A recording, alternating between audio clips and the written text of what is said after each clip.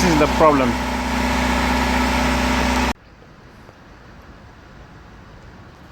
So this car have a problem with the EGR cooler. That's the EGR cooler, because the exhaust system is pissing out water.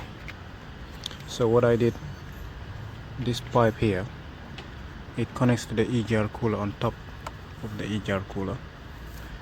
I disconnected it from the EGR cooler, and the bottom pipe connects to the EGR there. I took the bottom pipe out, then I just bridge it with a piece of metal pipe like this. I bridge it like that.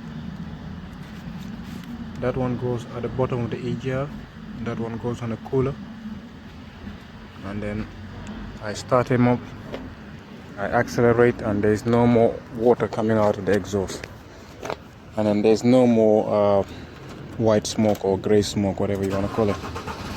See?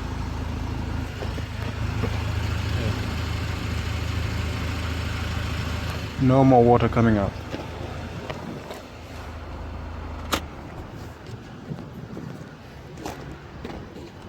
So yeah, the EGR cooler on it is gone.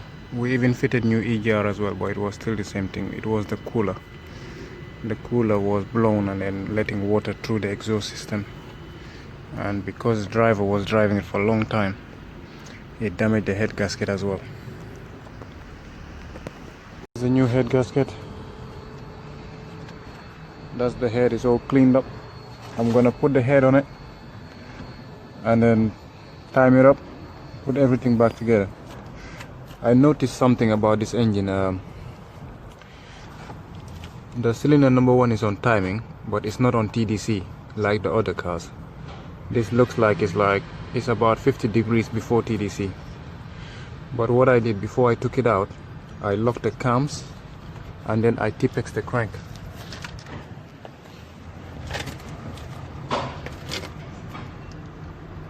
Let me jack it down a bit.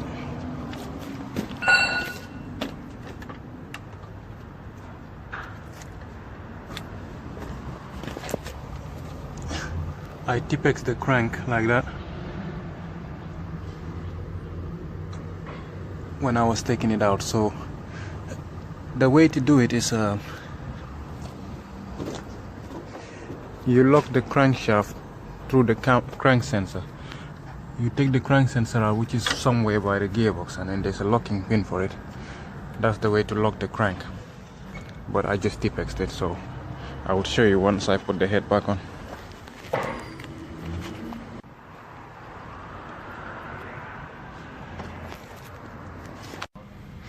The new gasket is in. Now I'm gonna put the head on. The turbo, I only disconnect the bolt from the manifold, and then it's still bolted on with the exhaust and everything. And I move the inlet manifold on the sides, move these stuff on the side. The cylinder head is back on. All the bolts are tight. All the cylinder head bolts are tight. That's the tightening torques there. The small ones and the big ones. Now I'm gonna put the camshaft back on, and then put the plate that holds the cams. I'm gonna open these bolts and then leave them loose. I have marked this one. This one is the exhaust one, and that's the inlet. Exhaust, inlet. I just hold it with a pair of pliers like this, and then I gun it out. So it is loose, you see. This one is loose. I'm gonna loosen that. Alright, just to show you before I fit the camshaft, the locking pin goes into this hole here. I don't have the tool for it, but number 6mm drill bit will do. Goes in here, and when the camshaft sits here, there's show you.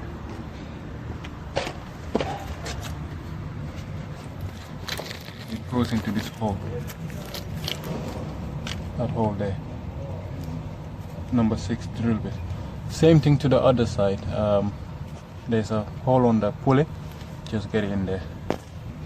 And for the crank, like I said, it is on 50 degrees before TDC, but I Tipexed it before I took the chain out, so I'm just looking at the Tipex for the crank. But if you do want to lock the crank, make sure it is on 50 degrees before TDC.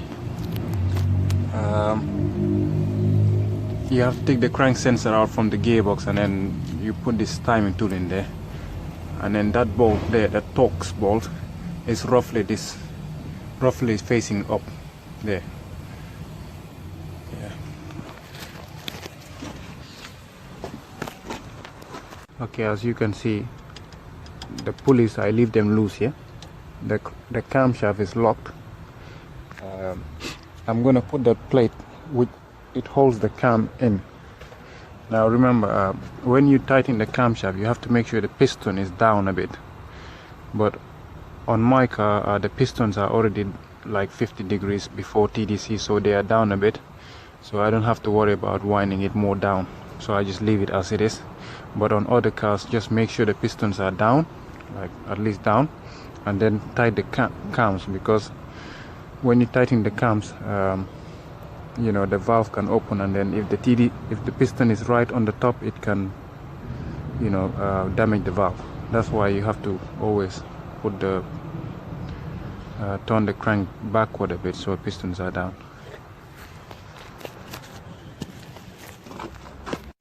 Okay, now I'm gonna put the plate to hold the camshaft. I have put silicone around it, and then just make sure you put some oil on the cam just to give a little bit of lubrication. At the moment, the exhaust manifold is bolted back on. This cam cover is tight. I'm gonna put the rocker arm cover, which is this one here, and then after when it's in, then I will start doing the timing. Then I will show you how to do the timing. Okay, now I'm starting to do the timing. If you look in here, I have locked that thing's locked there, the cam. And if you look closer, you see the arrow. It's matching with this teeth. This is like a blue color. It's different color to the rest of these teeth. It's matching with that. The other one, it also has the arrow. It's matching with the blue. And that cam is locked.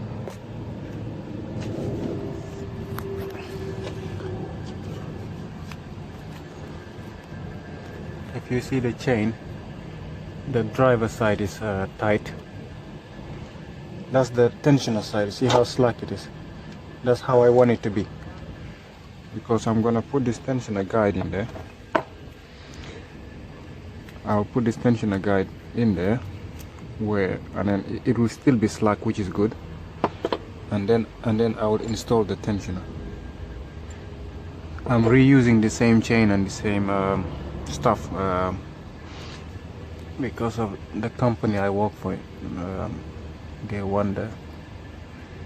don't really want to change it, or the customer doesn't want to change it as well, so that's why I'm reusing the same stuff back, apart from the head gasket. Remember, these bolts are loose, yeah, and it's best to try and get it in center, to get the cam pulleys in the center of the bolt, or the center of this, because of when I tension it, it will kind of turn. So try to get it in center, like if you look at the tool, the center, and you have some movement, like the cam can move up, down, like that. It has movement like this, you see, it has a bit of movement.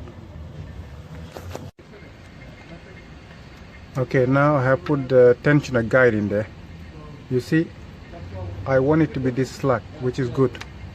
It has to be slack, and the tensioner will go in there. This side is tight, the drive side, which is good.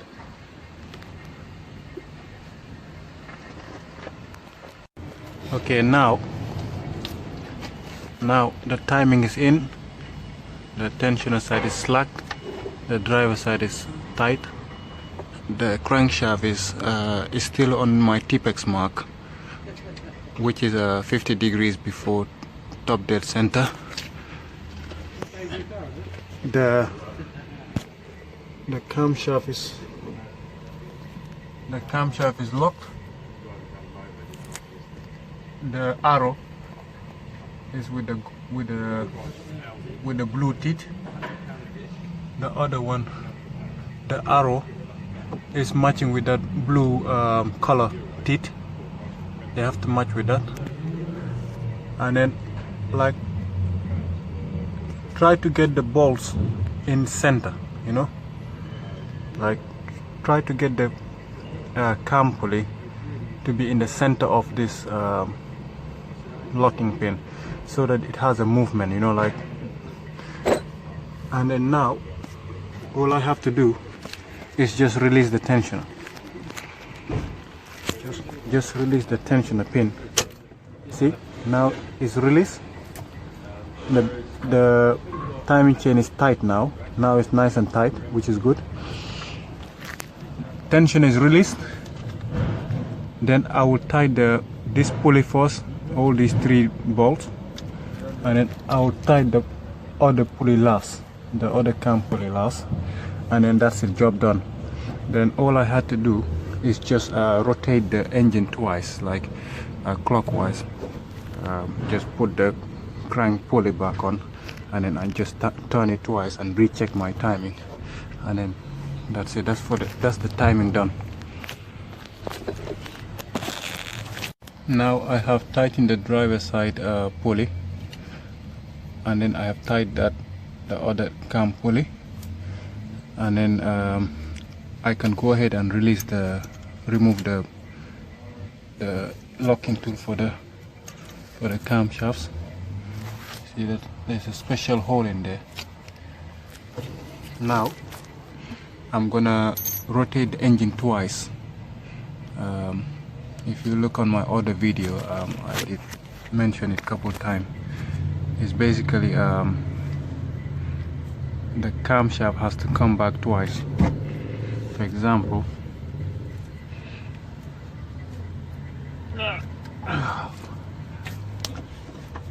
you see that arrow?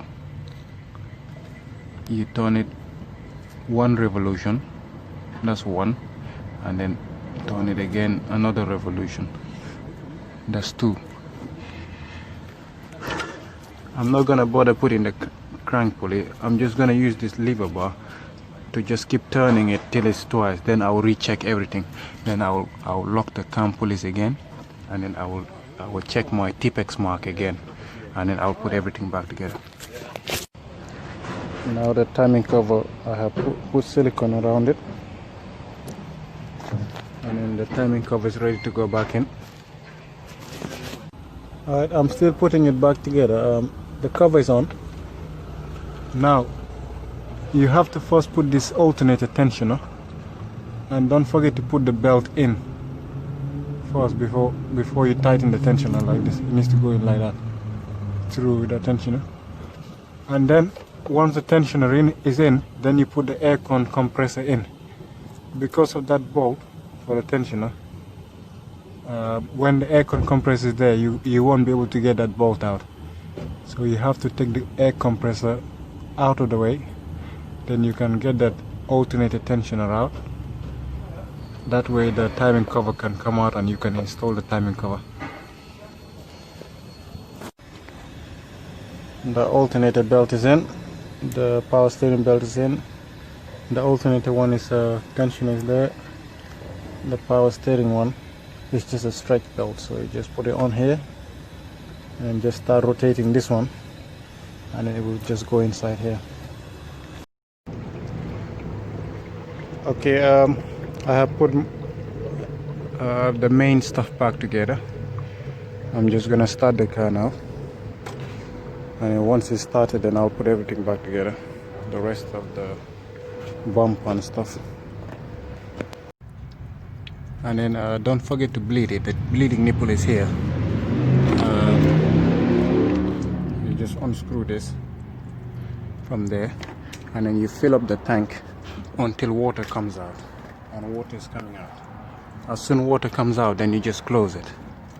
You close it and then you start the car.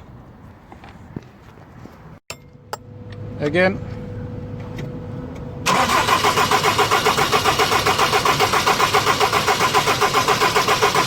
Okay. Okay.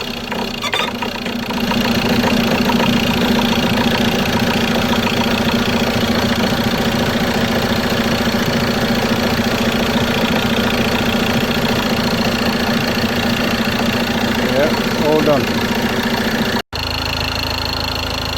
And then before, when the engine was running, the water used to just keep bubbling out and bubbling out, but now no more bubbling.